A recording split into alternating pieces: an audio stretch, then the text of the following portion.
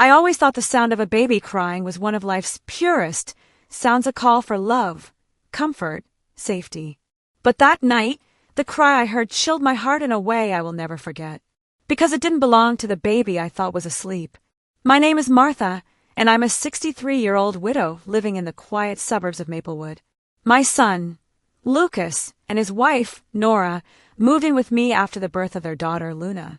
They said it would help them save money for a house. I was delighted I'd missed the sound of family filling these walls. Nora had always been polite but distant. She'd smile when Lucas was around, but her eyes rarely met mine. I told myself it was just her way, maybe a little postpartum exhaustion. Maybe she didn't like living under her mother-in-law's roof. I tried not to take it personally. At first, everything seemed fine. I'd help around the house, cook meals, and care for little Luna whenever Nora needed rest. But then, slowly, Nora began closing her door more often. She said the baby needed quiet, that she didn't want germs or too many people holding her. I understood new mothers can be protective. Still, something about her tone sometimes made my chest tighten. Then came that night. It was just after 10 p.m. I was reading in bed when I heard a faint cry echo down the hall. It wasn't loud, just soft, broken, almost uncertain. I smiled, thinking Luna must have woken up hungry. I got up, barefoot on the carpet, and walked toward the nursery door. But just as I reached it, I froze. The light under the door flickered like someone moving quickly inside. And then I heard Nora's voice, hushed, trembling. "Shh, please, just stop now. You'll wake her. Wake her." But the baby was already crying. I hesitated. Maybe I was mishearing. I pressed my ear gently to the door, and what I heard next made my stomach twist. A baby's cry, and another sound beneath it. A whimper. Higher pitched. Softer. Not a baby's voice, but something close. Something off. I knocked. "Nora, is everything all right?" There was a long pause. Then her voice, calm but strained. "Everything's fine, Martha." She just startled herself awake. "Go back to bed." I wanted to believe her. I really did. But the way she said it, quick, clipped, like she was hiding something, kept me rooted in place. After a moment, I said softly, "Do you need help?" "No," she replied sharply. "We're fine." The next morning, I found Nora already in the kitchen, making coffee. Her hair was perfectly brushed, Luna asleep in her bassinet nearby. For a moment, I wondered if I'd imagined everything. "Rough night?" I asked. She looked up, startled, as if she hadn't noticed me come in. "Oh no, Luna slept fine." Something about her answer didn't sit right. Luna's cheeks looked a little flushed, and there were faint marks near her neck like a light rash, maybe. When I mentioned it, Nora's hand shot out protectively. "She scratches herself sometimes," she said quickly, pulling up the baby's blanket. "It's nothing." Lucas walked in a few minutes later, and the air immediately changed. Nora laughed, offered him coffee, and kissed his cheek. Whatever tension hung in the room before vanished under her smile. I watched them, wondering if maybe it was all in my head. But that night, it happened again. The same cry, soft, trembling, but this time it came from downstairs, not from the nursery. I slipped on my robe and followed the sound. The house was dim, the faint light from the living room casting long shadows on the walls. The crying grew louder, then stopped suddenly, cut off mid-breath. And then I saw Nora standing by the back door, something bundled in her arms. Not Luna. The blanket was different, dark, not the pastel one she used for her daughter. "Nora!" My voice barely a whisper. She turned, startled, eyes wide. "Martha, you scared me." "What's going on?" I asked gently. "Is everything all right? Where's Luna?" "She's asleep," she said quickly, almost too quickly. "This is just an old blanket. I was cleaning up." Her voice trembled slightly as she tucked the bundle against her chest. I took a step closer, my heart thudding. "Then what's that sound?" I heard a cry. For a long moment, she didn't answer. Then she forced a smile that didn't reach her eyes. "You must be tired," she said softly. "Go back to bed, please." I wanted to ask more, to push, to understand, but something in her face stopped me. There was fear there. Deep, desperate fear. That night, I couldn't sleep. I stared at the ceiling, my mind spinning. There was something happening in this house, something Nora didn't want me to see. And whatever it wasn't just exhaustion or stress. It was something darker. Something she was hiding. When morning came, I made a decision. If there was a secret in this house, I was going to find it. Because that cry I'd heard, it didn't belong to any baby I knew. And somehow, deep down, I knew Nora wasn't the only one awake that night. The morning sunlight poured through the kitchen window, painting the floor in soft gold. But to me, everything felt heavy, even the light. My mind couldn't shake what I'd seen the night before. Nora holding that strange bundle, standing by the back door, whispering to something that wasn't her baby. She avoided my eyes all morning. Lucas chatted cheerfully about work, about the house they hoped to buy by next spring. Nora nodded and smiled when needed, but her hands trembled as she buttered toast. I noticed every tiny shake, every glance toward the hallway, the one leading to Luna's nursery. Did Luna sleep well? I asked gently, trying to sound casual. Nora's eyes flickered to mine just for a second. Yes, like an angel. Lucas smiled. She's been great lately, Mom. Nora's got her into a good sleep routine. Is that so? I said softly. I stirred my tea, forcing a smile. That's good. Routine is important. But inside, I wasn't calm. I was watching Nora's face, and I caught something there, not pride, not exhaustion, but dread. The kind that sits deep in the bones. After breakfast, Lucas left for work. Nora said she was going to take Luna for a nap. I waited a few minutes, then quietly followed down the hall. The nursery door was closed again. Always closed. I pressed my ear against it. Silence. No cus, no crías. Just a low humming sound, Nora's voice, soft, almost like a lullaby. When I gently turned the doorknob, it didn't budge. Locked. That was new. I stepped back, my chest tightening. Why would she lock the nursery door? Later that afternoon, I decided to peek in when I got the chance. Nora had taken laundry upstairs and left the key in the hallway table, drawer the one I'd seen her open before. My heart pounded as I slipped it into my pocket. I told myself I wasn't spying. I was protecting my granddaughter. When Nora went out for a quick grocery run that evening, I finally did it. The house was quiet, unnervingly so. I walked to the nursery and turned the key. The door creaked open.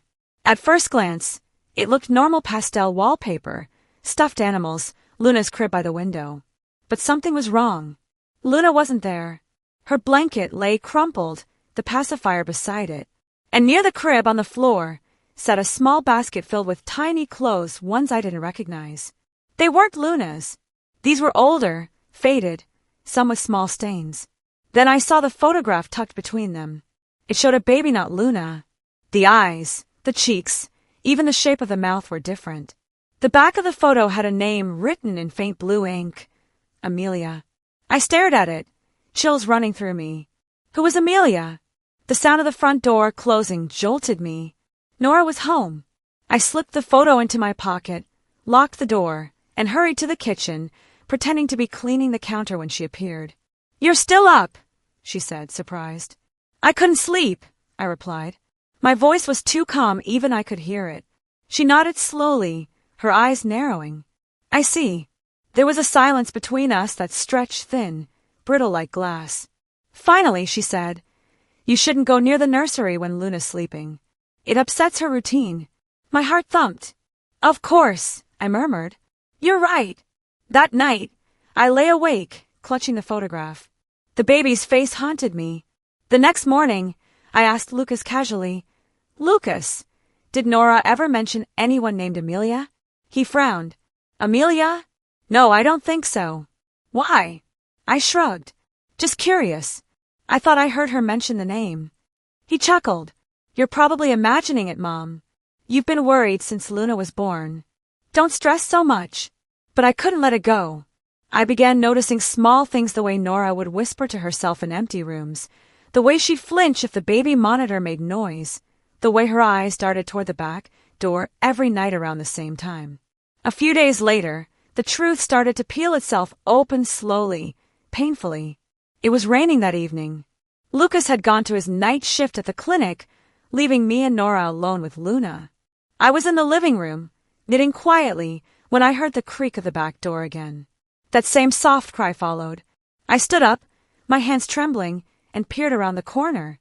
Nora was outside, standing under the covered patio, her robe soaked through by the rain mist. She was holding that dark blanket, again the same one from before. My voice caught in my throat. "Nora!" She spun around, eyes wide, wet hair sticking to her face. "Martha, you shouldn't be up. What are you doing?" I whispered. "You're out here in the rain with that blanket again. What's going on?" Her eyes glistened. Full of tears, she tried to blink away. "Please, go inside." I stepped closer, my heart breaking at the sight of her shaking hands. "Nora, talk to me. What's happening?" She turned away, clutching the bundle tighter. "You wouldn't understand." "Try me," I said softly. For a long moment, she just stood there. The rain pattered between us, the silence thick and trembling. Finally, she whispered, "It's not what you think." Her voice cracked, and in that instant, I realized she wasn't just scared. She was grieving. But grieving what, or who? Before I could say another word, she rushed past me and disappeared into her room, locking the door behind her. The rest of the night, I sat in the hallway, listening to the faint sounds from her side of the door, muffled sobs, the sound of a lullaby being hummed over and over again. The same lullaby she'd been whispering to the dark. The same one I'd heard the night the wrong baby cried. And I knew then, beyond doubt, there was another child in Nora's heart. Maybe even in this house. I couldn't shake the image of Nora standing in the rain, clutching that bundle like her life depended on it. The next morning, she acted as if nothing had happened, her hair brushed, her voice calm, Luna resting quietly in her crib. But her eyes were swollen from crying. I didn't confront her. Not yet. Something in me told me she wasn't ready, and maybe I wasn't either. Whatever secret she was carrying, it wasn't simple. It was heavy, like a wound that had never healed. But I had to know. After Lucas left for work, I began searching quietly. I started small, the drawers in the nursery, the linen cupboard, even the attic. I wasn't looking for trouble. I was looking for answers. Because love for my family, for that little girl, demanded I understand what was happening under my roof. In the attic, under a pile of old boxes, I found a small wooden chest I didn't recognize. It wasn't mine. The latch was rusted but loose enough to open. Inside were baby items, a pink knitted hat, a hospital bracelet, and a small photo album. The bracelet caught my eye first. It read, Amelia Ross, born March 3rd. Ross, Nora's maiden name. My breath caught. Amelia wasn't just a random name. She was Nora's child. Hands trembling, I opened the album. The first few pages showed a young Nora, smiling proudly with a newborn. The joy on her face was unmistakable. Then came the hospital photos, Amelia wrapped in a tiny blanket, eyes half open. But as I turned the pages, the photos changed. Nora sitting beside a hospital bed, pale and exhausted. Then a final picture, a small gravestone, with flowers laid carefully at its base. Amelia Ross, beloved daughter. Too beautiful for earth. I sank to my knees, the truth crashing over me like cold water. Nora had lost a baby. Everything suddenly made sense, the whispering, the locked nursery, the dark bundle she cradled as if it were alive. She was grieving, and in her grief, she was clinging to memories she couldn't let go of. My heart broke for her, for all of us, but something still didn't fit. The crying, the second cry I'd heard that night, it was too real, too present. Grief doesn't make a sound like that, unless Nora wasn't just remembering, unless she was reliving. I closed the chest and carefully returned everything to its place. My mind was spinning as I went back downstairs, where Nora was rocking Luna in the living room. She looked up when she saw me.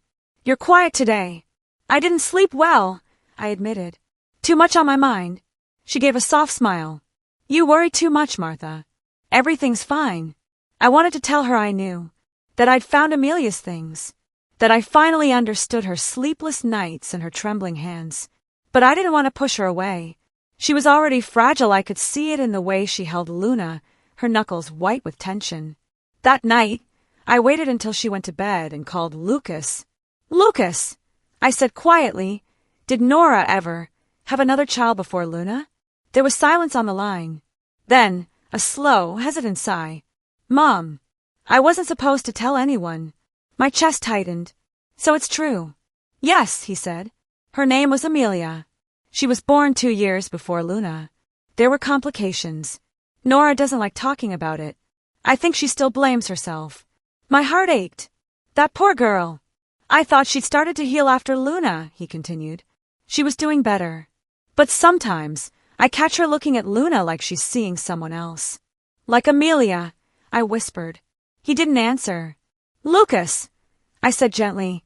I think she's still struggling. There are things that worry me. What kind of things? I hesitated. She goes outside late at night. She carries a blanket. I think she's hearing things. Maybe seeing Amelia in her mind. Lucas sighed heavily. She promised she was okay. Maybe I should talk to her. Not yet, I said quickly. Let me try first. She trusts me a little. If we confront her, she might shut down completely. He agreed reluctantly, and after we hung up, I sat in silence, staring at the dark window. The next day, I decided to approach Nora gently. I made tea, and when she came into the kitchen, I gestured for her to sit. You've been doing so much lately, I began softly. Taking care of Luna, managing the house. I don't know how you do it. She smiled faintly. You just do. When you have to. I know, I said. And sometimes, you do it even when it hurts. Her smile faded. Her eyes flicked up, sharp, guarded. What do you mean? I reached across the table, resting my hand over hers. Nora, I know about Amelia. The silence that followed was deep enough to make the walls feel alive. Her face went pale, her breath shallow. Who told you? I found her things, I admitted. I am sorry. I didn't mean to pry. I heard the crying, and I was scared. For Luna. For you. Tears filled her eyes. She looked away, her shoulders shaking. You weren't supposed to know. I just want to help, I said gently. You don't have to carry this alone. She wiped her cheeks, her voice trembling. I thought I was okay. I really did. When Luna was born, I thought it was a second chance. But sometimes, when I close my eyes, I still hear Amelia crying. I still feel her. I don't know if it's my mind or if she's trying to tell me something. I squeezed her hand. Grief can sound like love that refuses to let go. She looked up at me, her expression raw and broken. It feels real, Martha. Sometimes, when Luna's asleep, I hear two cries. One is hers. The other it's not. Her confession sent chills through me. Maybe it's just memory, I said softly, though my own voice wavered. Maybe your heart still hears what your ears shouldn't. She nodded slowly, but her eyes held something haunted, something I couldn't explain away with reason. And that night when the house fell quiet again, I heard it too. Two cries. One real, one faint, and they came from two different rooms. That night I didn't move. I sat upright in bed, my heart pounding in the dark. The baby monitor crackled softly on the nightstand, the faint sound of Luna's breathing filling the silence. Then just as the house settled into stillness, it came again. A cry. At first, I thought it was Luna, but then I realized it was coming from the wrong direction. Not from the nursery down the hall, but from the guest room across it. The room that had been empty since Lucas and Nora moved in. I grabbed my robe and slipped out of bed, every floorboard creaking under my feet. My hands trembled as I reached for the doorknob. When I pushed the door open, cold air swept across my face. The window was slightly open, the curtain swaying gently with the night breeze. The sound stopped instantly. The room was empty. I turned on the light, nothing but shadows, an old armchair, a folded blanket, and a box of forgotten belongings. No baby. No one. But on the chair, I saw something that froze me in place. A small pink pacifier. The same brand Nora used for Luna, but older, faded, the rubber slightly yellowed. And beside it, a photograph. Nora, holding a baby I recognized from the album upstairs, Amelia. I felt my knees weaken. I picked up the pacifier and held it tightly in my palm. My heart felt like it was being squeezed. Then from behind me came a voice, soft, strained. Martha! I turned. Nora stood in the doorway, her hair loose around her face, her expression unreadable. What are you doing here? She asked quietly. I heard something, I said truthfully. A cry. It came from this room. Her gaze flicked to my hand, to the pacifier. Her breath caught. Put that down, she whispered. Nora! Please, she said, stepping forward, her voice trembling. Don't touch her things. Her things. I placed it back on the chair carefully. Nora, you shouldn't be alone with this. You're hurting. She shook her head, tears already forming. You don't understand. I hear her, Martha. I hear her calling for me. My chest tightened. That's your grief talking, sweetheart. You lost so much. Anyone would. No, she cried suddenly, her voice breaking. It's not grief. She's here. She's cold, and she's scared, and she's here. Her body shook as she collapsed to her knees, sobbing. I rushed to her side, pulling her close. Nora. It's okay. It's okay. But even as I held her, my eyes drifted toward the chair. The pacifier was gone. I froze. I just put it there, I was sure of it. Nora clung to me, her voice trembling against my shoulder. She doesn't want to be forgotten. She cries when I don't talk to her. My mind screamed to find reason, wind, imagination, coincidence. But logic felt far away in that moment. There was something in the room with us. Not visible, but present. The next morning, I found Nora in the nursery, humming to Luna. Her face was pale, but calm, too calm, like a person who'd cried all the tears they had. I wanted to talk to her, to convince her to see someone, to let Lucas help. But she stopped me with one look, weary, pleading. I'm fine, she whispered. I just need to rest. I nodded, though I didn't believe her. Later that day, while Nora was upstairs showering, I decided to check the nursery again. Something drew me there, like a quiet pull I couldn't resist. Luna was sleeping peacefully in her crib, her tiny chest rising and falling. I smiled, but then I noticed something under the crib. A box. I know, I said. And sometimes, you do it even when it hurts. Her smile faded. Her eyes flicked up, sharp, guarded. What do you mean? I reached across the table, resting my hand over hers. Nora, I know about Amelia. The silence that followed was deep enough to make the walls feel alive. Her face went pale, her breath shallow. Who told you? I found her things, I admitted. I am sorry. I didn't mean to pry. I heard the crying and I was scared. For Luna. For you. Tears filled her eyes. She looked away, her shoulders shaking. You weren't supposed to know. I just want to help, I said gently. You don't have to carry this alone. She wiped her cheeks, her voice trembling. I thought I was okay. I really did. When Luna was born, I thought it was a second chance. But sometimes, when I close my eyes, I still hear Amelia crying. I still feel her. I don't know if it's my mind or if she's trying to tell me something. I squeezed her hand. Grief can sound like love that refuses to let go. She looked up at me, her expression raw and broken. It feels real, Martha. Sometimes, when Luna's asleep, I hear two cries. One is hers. The other it's not. Her confession sent chills through me. Maybe it's just memory, I said softly, though my own voice wavered. Maybe your heart still hears what your ears shouldn't. She nodded slowly, but her eyes held something haunted, something I couldn't explain away with reason. And that night when the house fell quiet again, I heard it too. Two cries. One real, one faint, and they came from two different rooms. That night I didn't move. I sat upright in bed, my heart pounding in the dark. The baby monitor crackled softly on the nightstand, the faint sound of Luna's breathing filling the silence. Then just as the house settled into stillness, it came again. A cry. At first, I thought it was Luna, but then I realized it was coming from the wrong direction. Not from the nursery down the hall, but from the guest room across it. The room that had been empty since Lucas and Nora moved in. I grabbed my robe and slipped out of bed, every floorboard creaking under my feet. My hands trembled as I reached for the doorknob. When I pushed the door open, cold air swept across my face. The window was slightly open, the curtain swaying gently with the night breeze. The sound stopped instantly. The room was empty. I turned on the light, nothing but shadows, an old armchair, a folded blanket, and a box of forgotten belongings. No baby. No one. But on the chair, I saw something that froze me in place. A small pink pacifier. The same brand Nora used for Luna, but older, faded, the rubber slightly yellowed.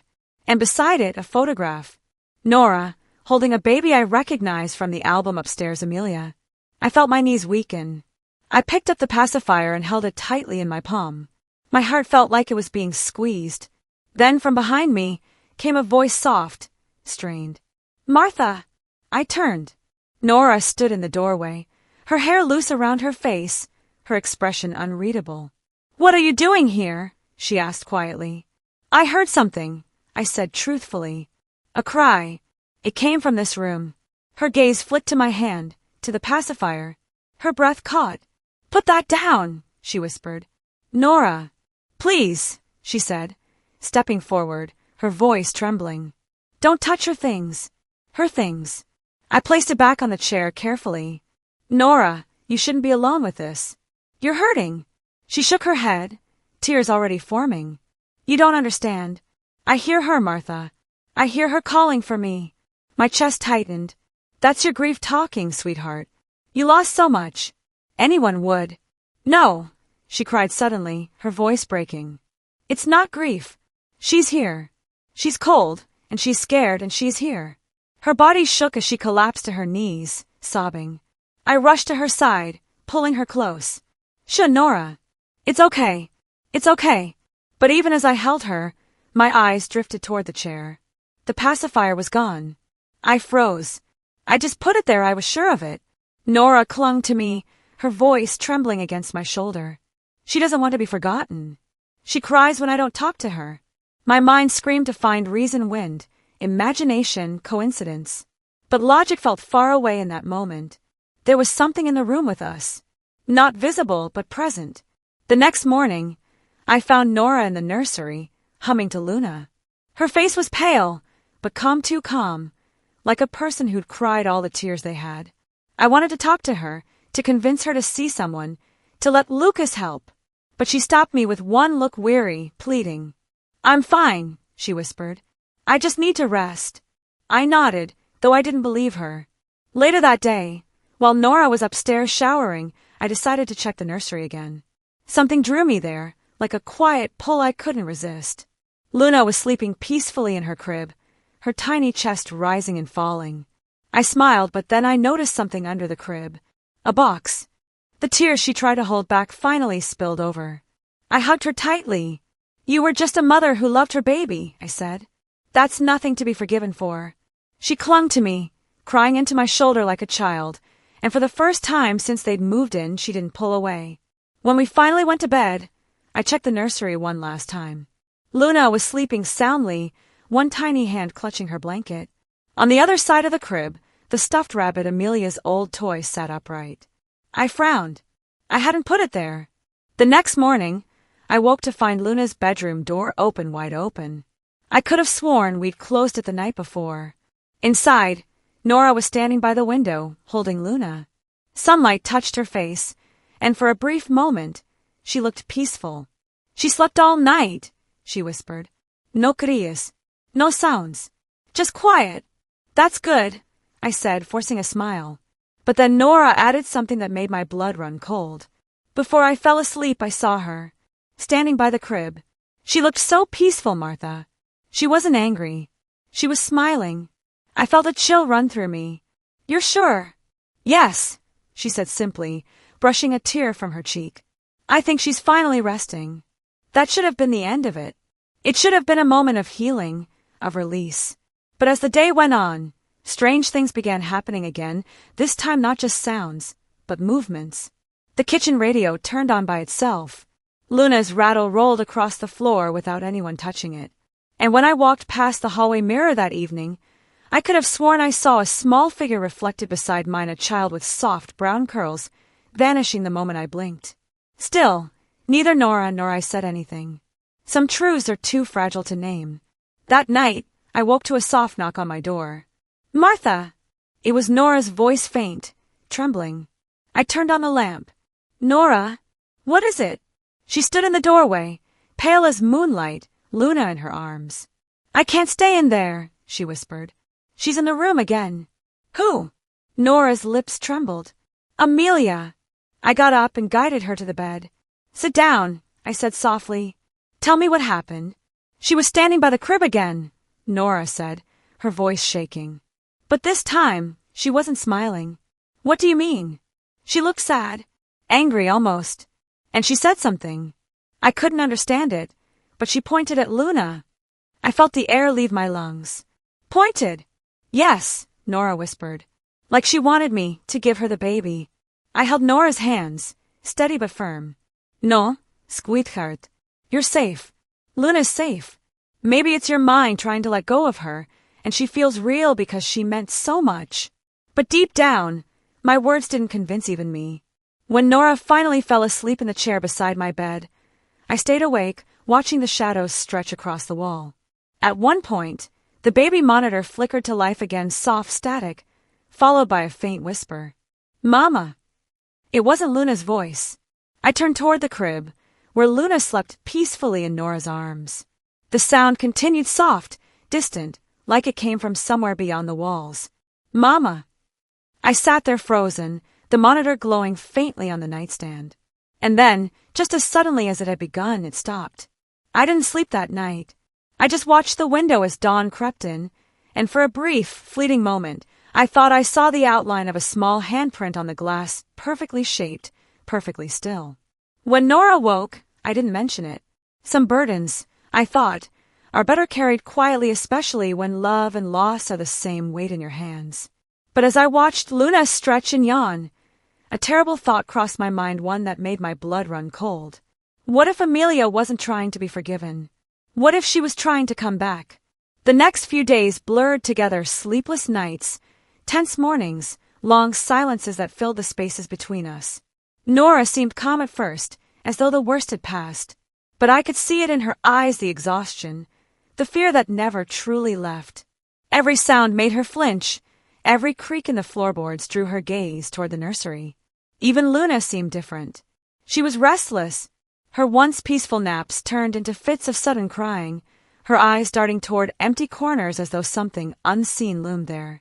More than once, I caught her giggling at thin air, her chubby hands reaching upward as though someone invisible was playing with her. And yet, there was something about her laughter. It wasn't the bright, innocent giggle I'd come to love. It was softer, lower, almost echoing, like two babies laughing at once. That evening, while Nora bathed Luna, I went into the nursery alone. The air was cold, colder than the rest of the house, and the faint scent of lavender lingered. I moved slowly around the room, my eyes landing on the small wooden rocking chair in the corner. It was moving. Not much, just a gentle, rhythmic sway. I froze. My first instinct was to rationalize, maybe the air vent, or my own movement. But the vent was closed, and I hadn't touched it. The rocking was too steady, too deliberate. I took a deep breath. Amelia! The chair stopped. A chill ran down my spine. I swallowed hard, forcing my voice to stay calm. Sweetheart, if you're here, we don't want to hurt you. Your mommy loves you. She misses you. For a long moment, there was only silence. Then, faintly, the mobile above Luna's crib began to spin, the one shaped like tiny stars and moons. The tune it played was soft and haunting, like a lullaby sung in reverse. And then a whisper. Cold. It was faint, childlike, close enough that I felt it against my ear. I stumbled back, my heart racing. Amelia! Nothing. But as I looked toward the crib, I saw something that made my knees go weak. Tiny handprints, too small for Luna's current size, pressed against the inside of the crib railing. They weren't smudged or dirty. They were faint, like breath on glass, but perfectly formed. I backed away slowly, my pulse thundering. That's when Nora appeared at the door, holding Luna wrapped in a towel. Martha, she said softly. Why are you in here? I turned, shaking. I heard her again. I think Amelia's trying to talk to us. Her eyes widened. What did she say? I hesitated, afraid of how it would sound. She said she was cold. Nora went pale. That's what she said the night she passed. My breath caught. Nora's voice trembled.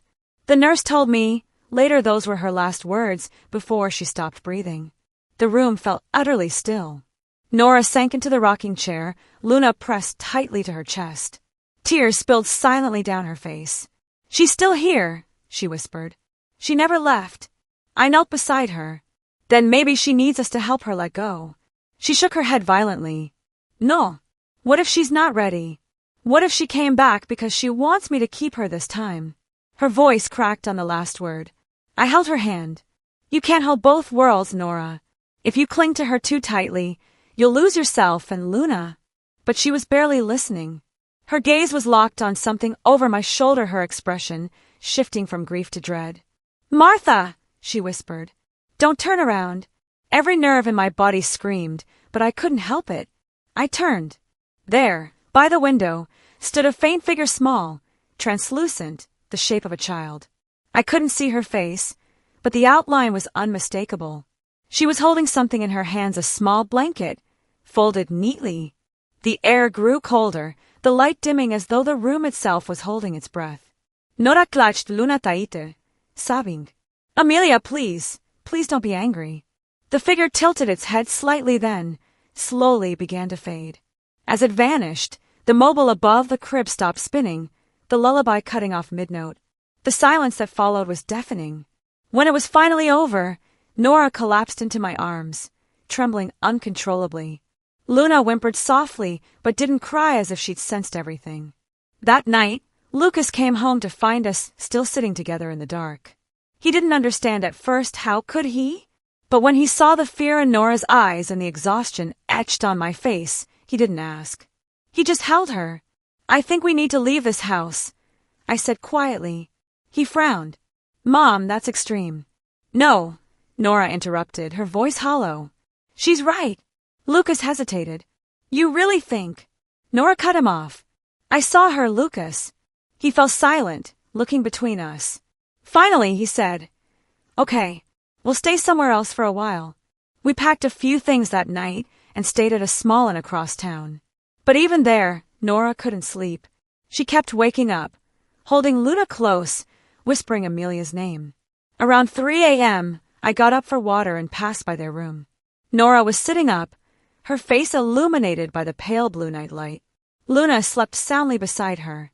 But what made me stop cold was the faint humming, not coming from Nora, but from the baby monitor on the table. A lullaby, the same one the mobile played. I reached for the monitor, my hands trembling, and watched in horror as the screen flickered static, then a flash of movement. A small hand reaching toward the camera. Then darkness.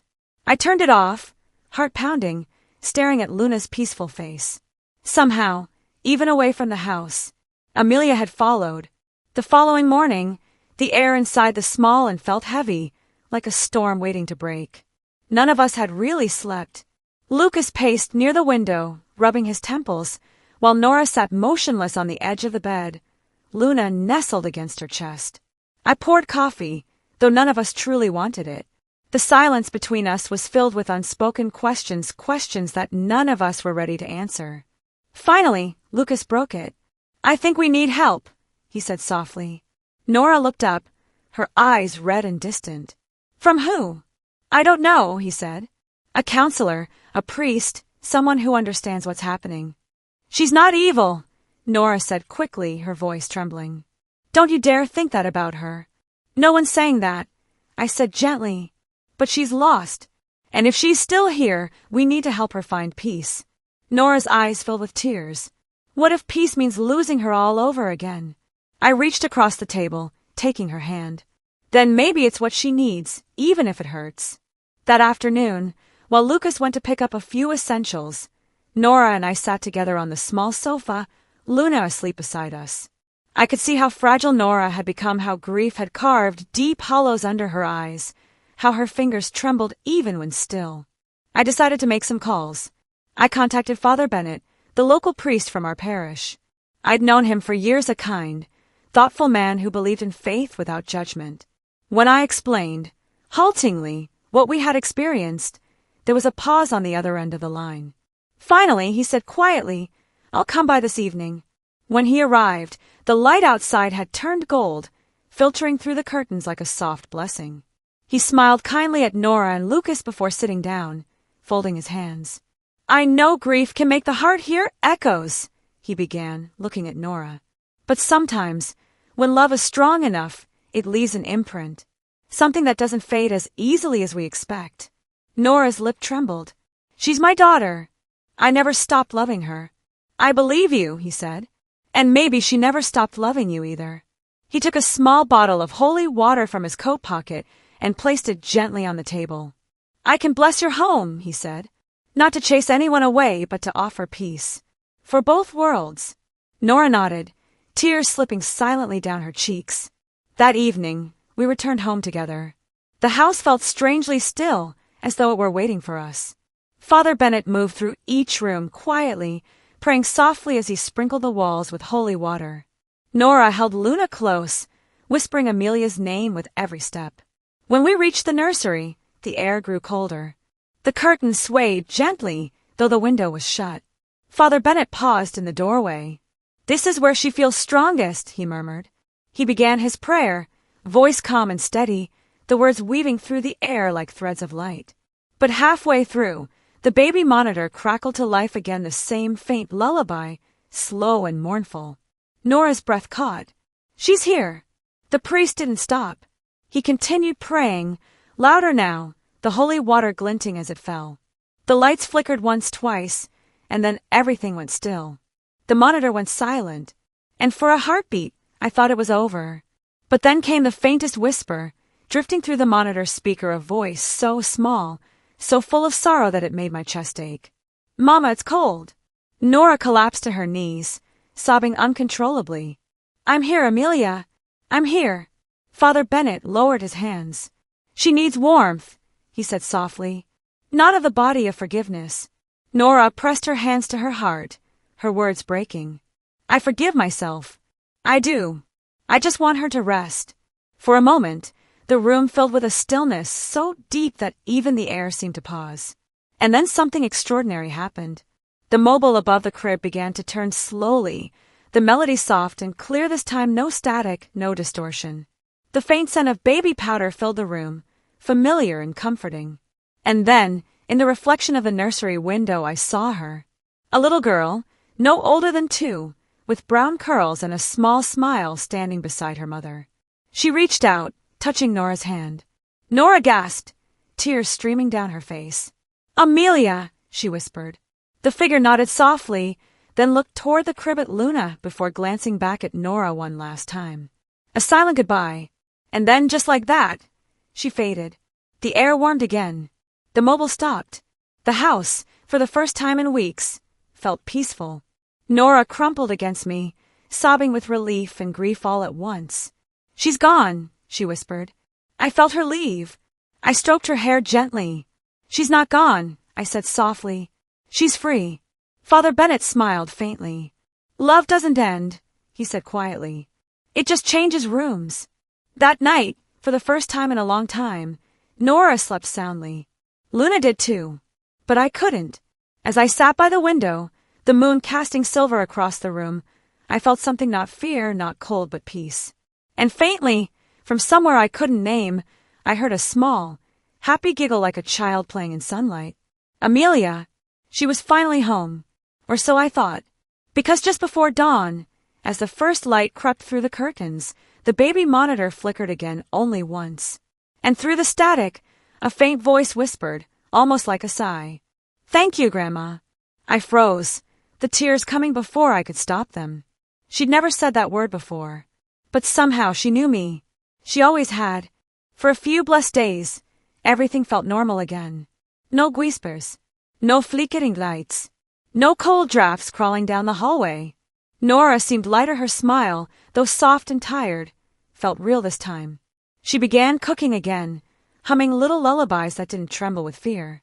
Lucas, too, seemed relieved, even playful with Luna, tossing her gently in the air as she giggled and clapped her tiny hands. I wanted to believe it was over, that whatever had bound Amelia to us had been lifted, that Father Bennett's words had truly set her free.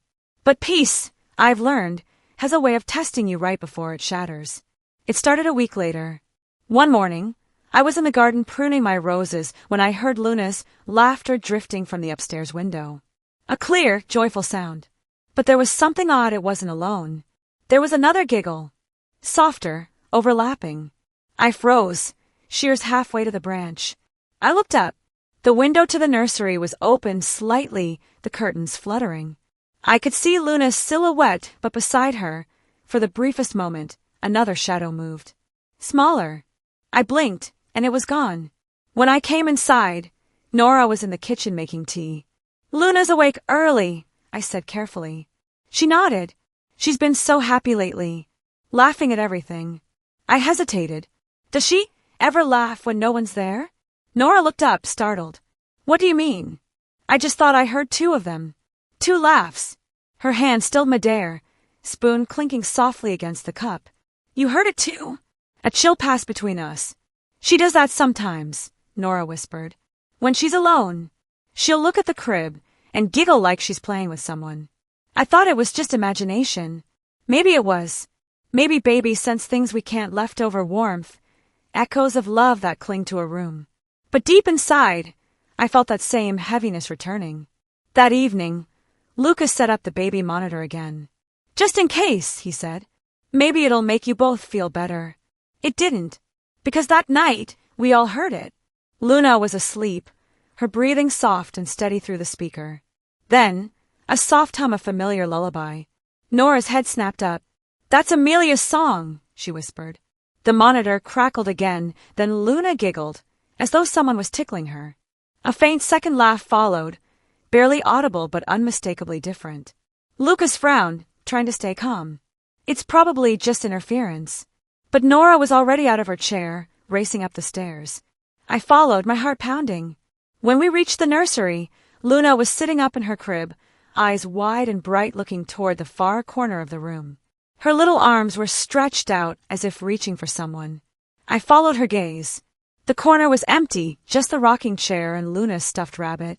But as I watched, the rabbit moved. Not a fall, not a slide, a deliberate, gentle sway, like it was being rocked by an unseen hand. Nora gasped. Amelia! The air grew colder. The mobile above the crib began to turn on its own, the little stars spinning faster, the tune growing distorted, lower like the sound of a record played backward. Lucas stepped forward, his voice shaky but firm. Enough! Stop this! And just like that it did. Everything froze. Luna whimpered softly, her eyes darting between us and the corner. Then, in the faint glow of the nightlight, I saw it, a small, translucent hand resting on the edge of the crib. Nora dropped to her knees, covering her mouth to stifle a sob. She's not gone, she whispered. She's still here. I knelt beside her, clutching her shoulder. Maybe she's not ready to leave yet. Maybe there's something left undone. Lucas ran a hand through his hair. What could possibly be left? She said goodbye. I looked at Luna, then at Nora. Maybe she didn't say it to us. Nora's eyes widened. You think? I nodded slowly. Maybe she stayed for Luna. The realization settled over us like a shadow. Amelia wasn't just lingering because of grief, she was connected to Luna. That night, Nora refused to leave the nursery. She rocked Luna to sleep, humming softly, her voice shaking. I stayed in the hallway, praying silently that this would end with peace, not fear. Around midnight, I heard Luna stir. A small giggle, then a soft murmur. I peeked through the crack of the door. Nora was asleep in the chair, her head resting against the wall. But Luna was sitting up again, smiling toward the darkness. And there, beside her crib, was a faint glow. A small figure, no older than 2, with curls that shimmered in the dim light. Amelia! She wasn't frightening, not this time. She was radiant, calm. She looked at Luna with an expression so full of love that my breath caught in my throat. For a moment, Luna reached her hand through the bars and Amelia reached back. Their fingers almost touched. Then Amelia looked up, directly at me. Our eyes met, and I swear, for that brief instant, I felt something inside me shift. A warmth, a knowing. She smiled, a real, peaceful smile. Then she turned toward Luna, placed a small invisible kiss on her forehead, and faded into the light that spilled across the room. The mobile above the crib swayed once, gently, and then was still. I stepped into the room, my legs shaking. Nora woke suddenly, blinking. What happened? I smiled faintly. She said goodbye. For real this time. Nora looked at Luna, who had already drifted back to sleep, a faint smile on her lips. Amelia hadn't just said goodbye to her mother. She'd said goodbye to her sister. For a few weeks after that night, life finally began to breathe again. No estrange sounds. No flickering lights. No laughter echoing through the baby monitor. The air in the house felt soft and new, like spring after a long, bitter winter. Nora laughed more, Lucas sang to Luna while cooking breakfast, and I finally let my shoulders relax. But grief doesn't leave you. It simply learns to sit quietly in the corners of your heart. And sometimes, it leaves a message behind one you're not ready to see until the world goes quiet. It happened on a Sunday morning. Nora was folding baby clothes in the nursery while I cleaned out the old linen cupboard. I found an old photo album tucked behind a pile of towels, one I didn't remember seeing before. Its cover was pale pink, the edges worn and curled. Inside were pictures of Nora's childhood, her first bike, her school play, her parents' old house. But near the end of the album, something caught my eye. A folded piece of paper was tucked between the last pages. On it was a drawing, two little girls, holding hands under a sun. The names written in Nora's familiar handwriting. Amelia and Luna. I frowned. Luna hadn't been born when this was drawn. Nora came in just then, humming softly. When she saw the paper in my hand, she froze. "Where did you find that?" she whispered. "In the old cupboard," I said. "You drew this." She nodded slowly. "I forgot all about it." "When did you draw it?" Her voice trembled. "When I was pregnant with Amelia." I looked down at the page again, the two girls, smiling, identical except for the color of their dresses. "You named the second one Luna," I said quietly. "Yes." She swallowed hard. I don't even know why. It just felt right. I told Lucas about it once. I said if we ever had another daughter, I wanted to name her Luna. He thought it was sweet, but I never told him I'd already written it down. The room fell silent. Nora reached for the drawing, running her fingers gently over the paper. "I used to imagine them together," she said softly. "Sisters, laughing, sharing toys, chasing each other in the yard. It was what I wanted most." I felt my throat tighten. "Maybe that's exactly what happened, Nora." She looked up, her eyes searching mine. "What do you mean?" "Maybe Amelia waited for her," I said. "Maybe that bond was already there long before Luna was born. Maybe she just needed to make sure her little sister would never be alone." Tears welled up in Nora's eyes. She pressed the drawing to her chest. "Do you really think so?" I nodded slowly. "Ido. Love doesn't disappear, Nora. It changes form, but it doesn't fade. Maybe Amelia stayed not to haunt us, but to guide her." Later that day, we went for a walk. The weather was soft and golden, the leaves whispering underfoot. Nora pushed the stroller while I carried a small bag of flowers, white lilies, Amelia's favorite. We stopped at the cemetery. The small headstone stood at the far end, beneath an old oak tree. The inscription was simple. "Amelia Ross, our little moonlight." I knelt, placing the lilies beside it. Nora stood quietly, her hand resting on Luna's stroller handle. After a moment, she whispered, "Do you think she knows we're here?" "Yes," I said softly. "I think she's been waiting for this." A soft breeze brushed against us, gentle and warm. Luna stirred in her stroller, her tiny hand reaching toward the air as if grasping for something unseen. And for just a heartbeat, I could have sworn I saw a shimmer of light beside her. Small, fleeting, like the flicker of a firefly. Nora gasped softly. "Did you see?" "I did," I whispered. Luna giggled, waving her hand again, and the shimmer pulsed once more before fading into the sunlight. It didn't feel eerie this time. It felt like a blessing. As we walked back home, Nora seemed lighter, her steps unburdened, her face peaceful in a way I hadn't seen since before Amelia's death. That evening, after putting Luna to bed, she brought the drawing downstairs. She framed it. "It belongs here," she said, setting it on the mantel. "So she's always part of our family." We stood together, looking at the two drawn sisters, smiling in their sunlit world. Later, when I went to check on Luna one last time, I paused in the doorway. The night light glowed softly, casting warm shadows across her face. She was sleeping soundly, her hand curled near her cheek. But there was something else. On the crib railing, faint, but visible in the soft light, was a small handprint. Smaller than Luna's, perfectly formed. And next to it, drawn in faint dust, were the letters A and L side by side. I didn't clean it. I didn't move it. I just smiled, whispered a quiet goodnight, and left the room as it was. Because some love stories, even those written in grief, never really end. They simply learn new ways to stay. The days that followed were the quiet kind, the kind that seemed to hum with peace rather than silence. The house, once heavy with unseen sorrow, now breathed easily. There was laughter again, the gentle rhythm of a family finding its balance after the storm. Still, there were moments when I'd catch Nora staring off into nothing, her eyes glistening, as if she were listening to something I couldn't hear. Sometimes, I'd find her sitting in the nursery, softly humming that same lullaby Amelia song while Luna played at her feet. But now, the melody sounded different. It wasn't a plea anymore. It was a memory. One afternoon, while Nora was folding laundry in the nursery, Luna toddled toward the window. She just learned to walk wobbly steps, arms outstretched like a bird testing its wings. I followed her with a hand ready to steady her if she fell, but she stopped suddenly at the window and pointed. "Moon," she said proudly. The sun was still up, but faintly visible through the pale sky was the soft, round outline of the moon, white and full, glowing faintly in daylight. "Yes, darling," I said, smiling. "The moon." Nora looked up from the laundry basket, her expression softening. "You know, Amelia's middle name was Celine," she said. "It means moonlight. I'd forgotten until now."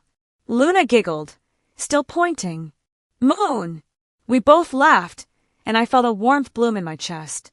It was as if Amelia had woven herself into the small, everyday things, into Luna's laughter, the sunlight through the curtains, even the moon hiding in a bright sky.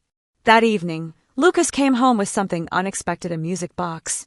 He'd found it at an antique shop near the clinic, and it played a lullaby eerily close to the one Nora used to hum. When he wound it up, the tune filled the room, delicate, lilting, the kind of sound that makes time slow down. Nora froze, her hand over her heart. "That's the song," she whispered. "The one she used to fall asleep to." Lucas's expression softened. "Then maybe it found us for a reason." Nora set it on the shelf beside the frame drawing of her two daughters. The music box became a quiet part of our nights. We'd wind it once before bed, letting its melody drift through the house as a kind of soft blessing. Weeks passed. Seasons began to turn. Luna grew stronger, more curious, her little feet pattering across the floorboards that once creaked under sorrow. She'd chase after sunbeams, babble to herself, and occasionally stop mid-play to wave at a corner of the room, smiling at something we couldn't see. Nora and I would exchange knowing glances but say nothing. It wasn't fear anymore. It was comfort. One morning, as I was making breakfast, Nora came into the kitchen, holding a small box. "I want you to have this," she said. Inside was the hospital bracelet I'd once found in the attic, the one that read Amelia Ross. I looked up, startled. "Nora, I can't keep it anymore," she said gently. "Not because I want to forget her, but because I don't need to hold on the way I used to. She's here, Mom. In Luna. In me. In you." Tears filled my eyes as I took the bracelet, my hands trembling slightly. "Are you sure?" She nodded. "It feels right now." That night, I placed the bracelet in a small glass frame beside Luna's first photograph. The two names Amelia Ross and Luna Ross side by side. I whispered quietly, "Sisters always." And for a moment, I could have sworn I heard a soft sigh like the sound of a child content at last. Later that month, on the first anniversary of Amelia's farewell, Nora suggested something beautiful. "Let's plant a tree for her," she said. "Something that grows where love once broke." We chose a white magnolia. Its petals, when they bloomed, looked like small, open hands, delicate, soft, eternal. Lucas dug the soil, I held Luna, and Nora placed the sapling into the earth. As we covered its roots, Luna clapped her tiny hands, laughing as a small breeze danced through the yard. And in that breeze, I felt it again, the same warmth, the same familiar peace. I closed my eyes and whispered, "Thank you, Amelia." That night, I couldn't sleep. I sat by the window, looking out at the magnolia tree, glowing under the moonlight. Its branches swayed gently, and for the briefest moment, I saw the shape of two small children beneath it, one holding the other's hand, their laughter soft as wind chimes. They turned toward the house, their faces full of light, before fading into the night. I smiled, the tears that came this time not of sadness, but gratitude. Amelia had never really left. She had simply become part of everything, the laughter, the moon, the magnolia blooming in the yard. When I finally went to bed, I stopped at Luna's room. She was asleep, her face calm and glowing in the soft night light. As I leaned down to kiss her forehead, she stirred and whispered, half asleep, "Night, night, Melia." The way she said it, gentle, sweet, certain made my heart stop. "Good night, my loves," I whispered back. And I closed the door softly behind me, letting the quiet music of the house, the faint echo of love, of memory, of two sisters bound forever, carry me into sleep. Years have a strange way of folding themselves quietly into memory. When you live through something extraordinary, something that touches both love and loss, you begin to measure time differently. Not in days or months, but in moments that linger long after they've passed. 3 years have gone by since that night, since Amelia's final farewell. And though the ache of her absence never completely disappears, it has softened into something gentle, something that feels more like presence than pain. The magnolia tree in our garden stands tall now, its roots strong, its blossoms bright even in the early spring chill. Every year, it blooms exactly on the first week of March, the week Amelia was born. Nora believes it's her way of saying hello. I believe it too. Luna is 4 now, a whirlwind of laughter and mischief, with her mother's soft brown curls and her father's sharp green eyes. There's something about her, a quiet wisdom that feels older than her years. Sometimes she'll stop mid-play, tilt her head toward the magnolia outside, and whisper things only she can hear. Once I asked her, "Who are you talking to, sweetheart?" She looked up at me with that little smile of hers and said, "Melly." "Who's Melly?" I asked, pretending not to know. "She's my sissy," she said proudly. "She tells me stories." Nora froze when she heard it. Lucas tried to laugh it off, but his eyes said otherwise. That night, after Luna fell asleep, Nora sat with me by the fireplace, her expression unreadable. "Do you think it's possible?" she asked quietly. I took a deep breath. "I think some bonds don't break, not even when one of them crosses over." She nodded slowly. "I thought I'd made peace, but sometimes when Luna talks like that, it scares me a little. What if Amelia can't move on?" "Maybe it's not that she can't," I said. "Maybe she just doesn't want to. Maybe she's meant to stay close as a protector." The fire crackled softly between us. Nora reached out and squeezed my hand. "A guardian angel," she whispered. "Exactly," I said, smiling faintly. "A sister's love doesn't end, Nora. It just learns how to stay." That night, when I went upstairs to check on Luna, I found her sound asleep, clutching her stuffed rabbit, the one that used to belong to Amelia. Her window was cracked open, letting in the scent of the blooming magnolia. The air felt cool and calm, touched with something unexplainable like a quiet blessing. I stood there for a long time, listening to her steady little breaths. The monitor glowed, softly beside the crib, a silent watcher that had once terrified us. Now it was just another heartbeat in the room. Then, faintly, from the garden, came the rustle of leaves and a whisper. Not frightening, just familiar. "Good night, Luna." The voice was so soft I could have imagined it, but Luna stirred in her sleep and smiled. It wasn't until weeks later that something happened that made me certain Amelia's presence wasn't just imagination. It was a warm afternoon, and Luna had gone out to play near the magnolia. Nora was hanging laundry, humming, and I was reading on the porch. Luna had brought her little tea set outside and was carefully pouring tea into tiny cups for 2. I smiled, watching her. "Who are you playing with, my darling?" She looked up without hesitation. "Melly." I set down my book. "Oh, and what is Melly saying?" "She says the flowers smell pretty, and she says she's happy now." Nora looked at me, her eyes shining with tears. Luna giggled then, turning toward the tree. "She says she likes the bunny," she added, holding up the stuffed rabbit that never left her side. A soft breeze brushed past us, scattering magnolia petals across the grass. For a split second, I saw it again, a shimmer, just like before. Nora clasped her hands over her mouth. "Did you see?" "Yes," I whispered, smiling through my tears. Luna kept playing, blissfully unaware of the weight of what we'd just witnessed. That night, after Luna fell asleep, Nora said quietly, "She's not haunting us. She's growing up with her." I nodded. "And that's how it's supposed to be." Life continued.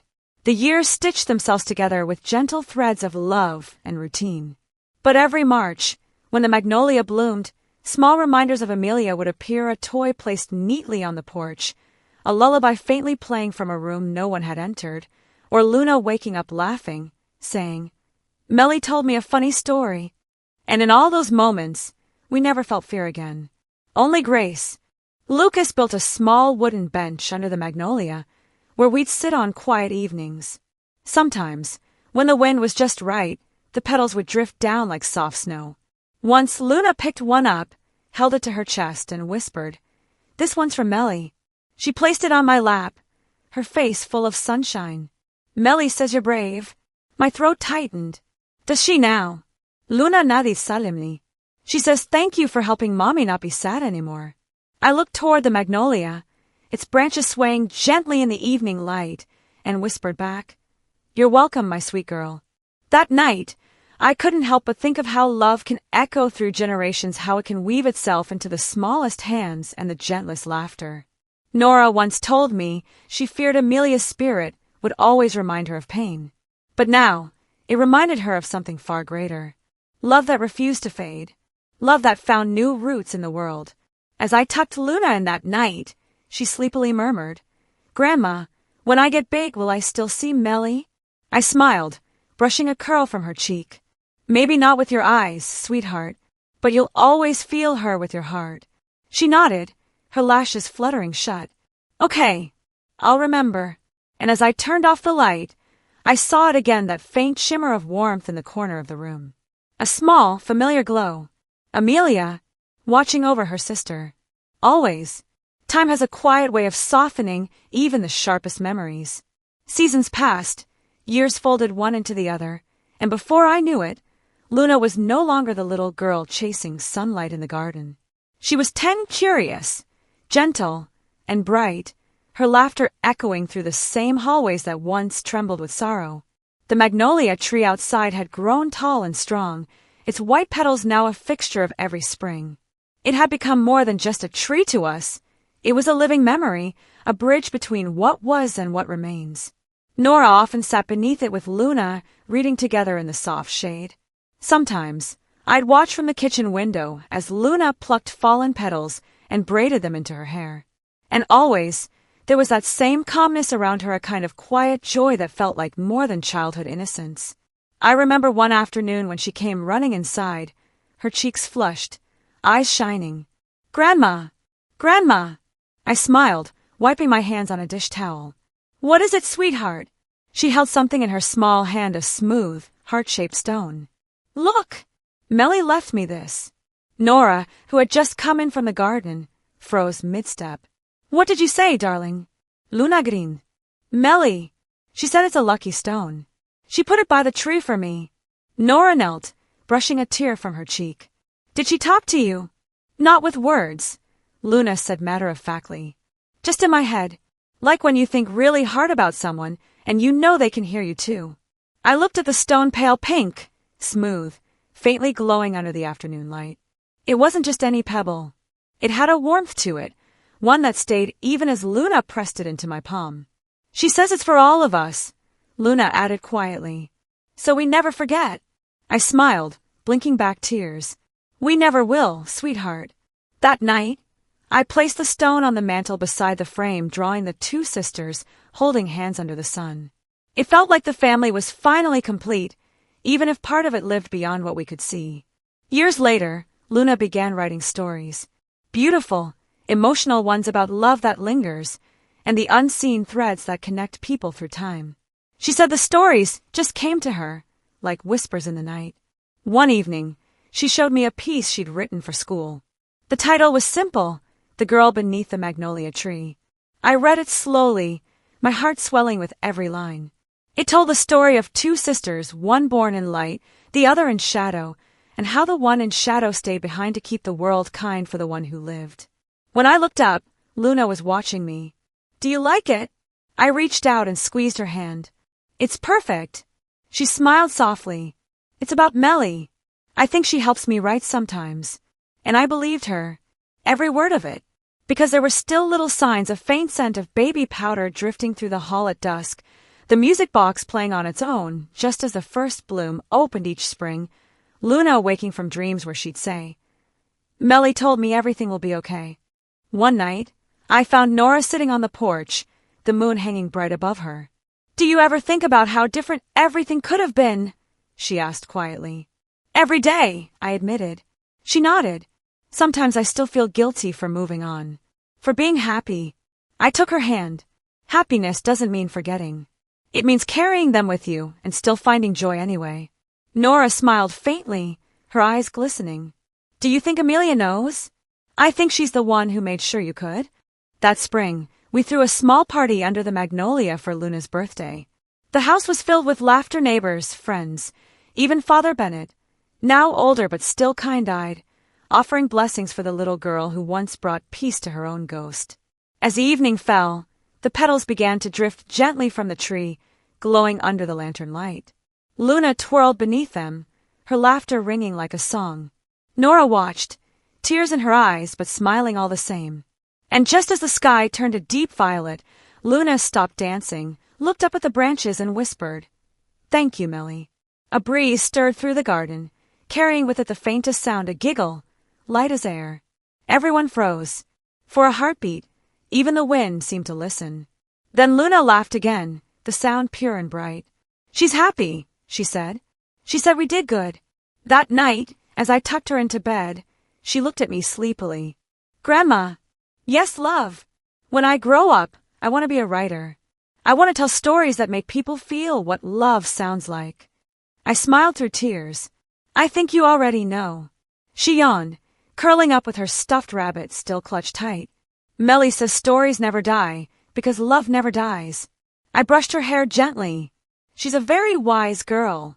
As I left the room, I turned back one last time. The moonlight spilled across the crib, now more of a keepsake than a bed, and for just an instant, I saw two small silhouettes sitting together on the rug. One of them leaned her head against the other's shoulder, both of them bathed in pale light. And then they were gone. The room was quiet again, peaceful, full of everything we had lost and everything we had found. In the end, it wasn't just a story about loss or ghosts or the fragile edge between life and memory. It was a story about love, fierce, unyielding, eternal. The kind that survives time, grief, and even death. The kind that blooms, again and again, beneath the same magnolia tree. I'm writing this now as an old woman, sitting by the window that overlooks the magnolia tree. The same one we planted all those years ago, when sorrow still clung to our hearts like a shadow. It's enormous now, its roots deep and sure, its branches stretching wide enough to touch the sky. Luna has grown 25 this spring, and she's everything her mother dreamed she'd be. Kind, grounded, and full of grace. She still writes, too. Her first book came out last year, and she dedicated it to her sister. The inscription reads, "For Amelia, the one who stayed long enough to show me what love really means." When I first read those words, I cried not out of grief, but pride. Because I know that Amelia's story didn't end in tragedy. It became a testament to how love endures, reshapes itself, and finds new ways to live on. Lucas and Nora live just a few streets away now. They visit often, Nora with her gentle smile, Lucas with the same laugh that once filled this house when he was a boy. Time has softened them both, and there's peace in their eyes that wasn't there before. Sometimes, when we gather for dinner, Luna still brings up her Melly. She says she doesn't see her anymore, not the way she did as a child, but she dreams of her often. Always by the tree, she says. Always smiling. Last spring, when the magnolia bloomed brighter than ever, we decided to place a small wooden plaque beneath it. It simply reads, "For Amelia, our moonlight, our guide, our forever." That evening, as the sun dipped behind the hills, we sat beneath its branches 3 generations, bound by one unseen thread of love. Nora leaned her head on my shoulder. Luna sat cross-legged on the grass, sketching the blossoms in her notebook. The petals drifted down like snowflakes, and for a brief moment, I swore I heard a faint laugh between the rustle of leaves.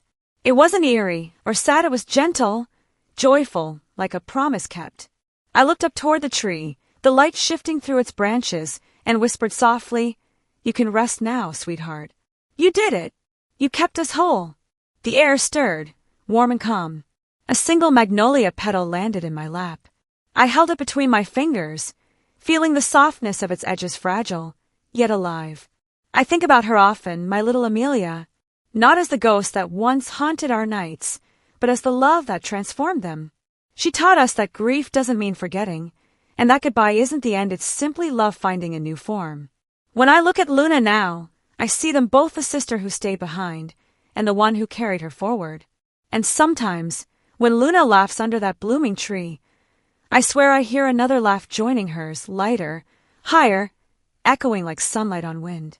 Two voices, forever intertwined. Before I finish this, I want to leave something behind, a truth I've learned too late, and yet just in time. We spend so much of life fearing the dark, thinking it holds only endings. But sometimes, the dark is just where love waits quiet, patient until we're ready to see it again. So if you ever lose someone, and the world feels too empty to bear, look closely. You might find them in the soft things, a song you didn't play, a scent in the night, a light that flickers just so. Love leaves traces everywhere. You just have to believe enough to notice.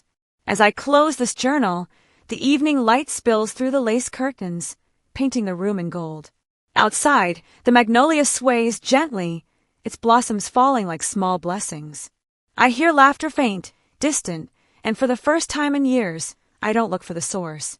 I just smile, because I already know